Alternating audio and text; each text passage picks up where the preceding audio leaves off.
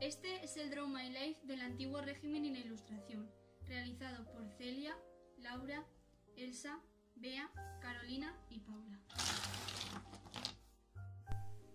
Durante los siglos XVII y XVIII, gran parte de los países europeos habían estado sometidos a un sistema denominado Antiguo Régimen. Este tenía varias características.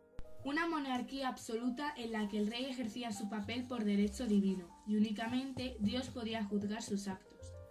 La economía se basaba principalmente en actividades agrarias, en el comercio y en la artesanía. La sociedad era estamental. La nobleza y el clero ocupaban los estamentos privilegiados, mientras que la burguesía y el campesinado eran el tercer estado.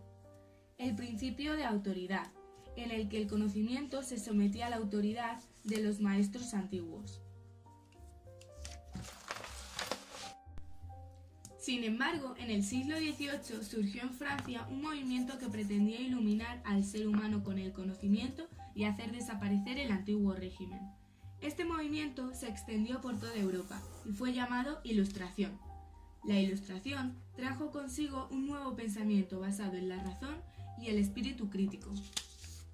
Las aportaciones de la Ilustración se manifestaron en una doble vertiente. Por una parte, la Ilustración constituyó un frente de oposición al antiguo régimen.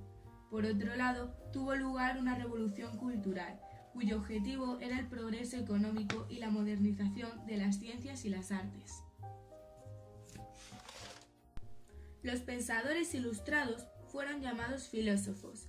Sus ideas se basaban en el uso de la razón y la experimentación.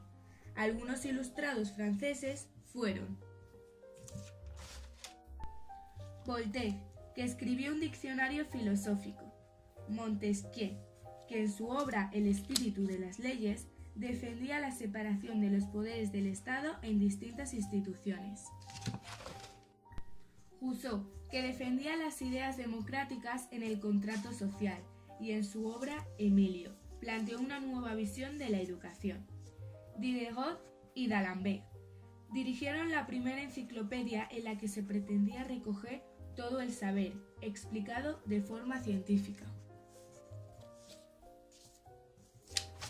La crisis del antiguo régimen, el liberalismo y los modelos parlamentarios, la monarquía absoluta era el sistema político más común en el siglo XVII en Europa.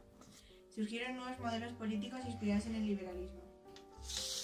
El pueblo era quien elegía al rey para gobernar y no por derecho divino, como antiguamente.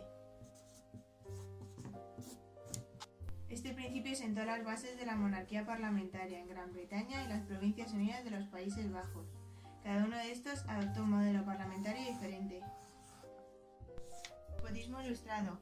En el siglo XVIII, algunos monarcas absolutistas aceptaron los principios de la Ilustración que impulsan el progreso económico y cultural. Promovieron la agricultura, la industria y el comercio y realizaron importantes obras públicas que impulsaron la agricultura y la educación. Estos monarcas son conocidos como déspotas ilustrados, ya que siguieron gobernando con el más férreo absolutismo, ilustrados por el gran interés por la modernización económica y cultural. El lema de estos monarcas era todo para el pueblo, pero sin el pueblo.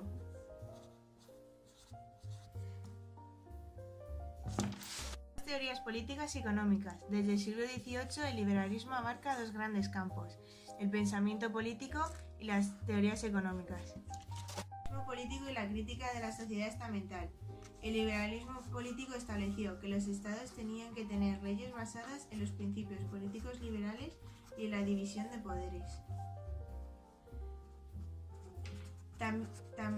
También se produjo el descrédito de los estamentos privilegiados, nobleza y clero. El tercer estado los mantendría con sus impuestos y eran considerados parásitos sociales. Nuevas teorías económicas. Se formularon dos teorías económicas. La fisiocracia decía que la agricultura era la fuente de riqueza y era necesario asegurar la propiedad privada de la tierra. El liberalismo económico sostenía el libre mercado recogido solo por la oferta y la demanda. Os voy a hablar de la ciencia y el arte en el siglo XVIII. Los avances científicos. En este siglo, la ciencia vivió un gran desarrollo. Se aplica la razón y el espíritu crítico a la investigación. Descubrieron grandes avances y adelantos técnicos. Estos científicos dieron pasos decisivos en la ciencia. Química. Antoine Lavoisier enunció la ley de la conservación de la materia. Física. Isaac Newton enunció la ley de la gravedad. Biología. Carlos Linneo clasificó los vegetales y los animales. Medicina. Edward Jenner descubrió la vacuna de la viruela, que fue la primera de la historia. Astronomía. William Herschel descubrió Urano. Exploraciones. James Cook recorrió el Océano Pacífico. Neoclasicismo. El uso de la razón alejó la exageración del barroco. La abundancia decorativa se abandonó para buscar el equilibrio y la serenidad. La pintura era de carácter heroico, patriótico y moralidad de la antigüedad. La escultura se regresó a los modelos de la antigüedad. Destacó Antonio Canova. La arquitectura. En los edificios se aplican los principios ilustrados. Pureza. Las reformas eran simples y libres. Se usaban decoraciones clásicas como columnas. Monumentalidad. Eran construcciones de grandes dimensiones. Transmite equilibrio y elegancia. Y en Alemania destacó Karl Langhans. España en el siglo XVIII, una nueva dinastía. Carlos II de Austria, el último monarca español de la Casa de Austria, nombró sucesor a Felipe de Anjou, de la Casa de Borbón. Reinó como Felipe V y empezó la dinastía Borbón en España. La Guerra de Sucesión. Felipe V se coronó después de un duro enfrentamiento en dos ámbitos. Europa. Se debió a algunas potencias como Gran Bretaña, las Provincias Unidas y el Sacro Imperio. Estas temían que España y Francia se uniesen. Para evitar esto, proponían como rey al archiduque Carlos de Austria, que alegaba derechos a ser coronado. España. Hubo una guerra civil por el problema sucesorio. Se enfrentaron los partidos de Felipe V y los de Carlos de Austria. Estos últimos temían que se impusiese en España el modelo de Estado centralizado y absolutista que se practicaba en Francia. La guerra acabó con la Paz de Utrecht, 1713-1714. España cedió territorios a Austria, Gran Bretaña y Saboya.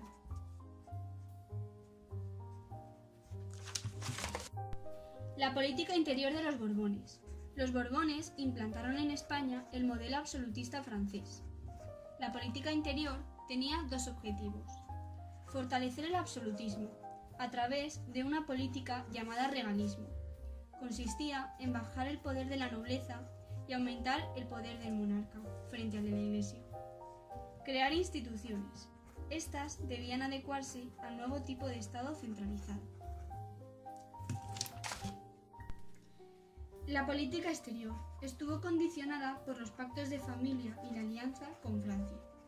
De los monarcas que sucedieron a Felipe V, el más destacado fue Carlos III, que pasó a la historia como déspota ilustrado en España. Española. Los Borbones del siglo XVIII, especialmente Carlos III, pusieron en marcha importantes medidas para el fomento económico del reino. Las ideas ilustradas en España. La Ilustración española carecía de la vertiente revolucionaria y de oposición política que caracterizó a la francesa. Difundió las ideas ilustradas a través del fomento de la economía, la cultura y la educación. Ilustradores españoles. El padre Feijóo, Olavide, Campomanes y Jovellanos desarrollaron una importante labor teórica y participaron en política para modernizar el país. El pensamiento ilustrado se extendió con las reales sociedades de amigos del país que fomentaban la mejora de la agricultura, el comercio y la industria. Reales academias que organizaban y difundían el saber. Reformas económicas. El fomento de la industria. La industria mejoró gracias a la fundación de las reales fábricas y diferentes escuelas de artes y oficinas. El desarrollo del comercio. Se puso fin al monopolio de Sevilla y Cádiz y pudieron comerciar con América. vías de comunicación se mejoraron con la construcción de una red radial de carreteras que partían de Madrid. La modernización de la agricultura, el Estado se inspiró en las propuestas fisiocráticas para modernizar la agricultura. Os voy a hablar del arte neoclásico español. La introducción del neoclasicismo en España encontró una gran resistencia en la fuerza y la riqueza que había alcanzado el barroco. Uno de los mayores estímulos al neoclasicismo llegó por parte de la Real Academia de Bellas Artes, que impuso la recuperación de la estética y la búsqueda del equilibrio. Arquitectura y escultura. El auge se produjo en Madrid durante el reinado de Carlos III. La pintura. Se recuperaron los temas mitológicos clásicos, junto a los retratos y los temas históricos. El academicismo pictórico del neoclasicismo buscaba dar mayor importancia al dibujo que al color. Uno de los mayores promotores del neoclasicismo en España fue Antón R. Mengs. Con el tiempo destacaron José de Madrazo y durante sus primeras etapas pictóricas Francisco de Goya. Esperemos que os haya gustado.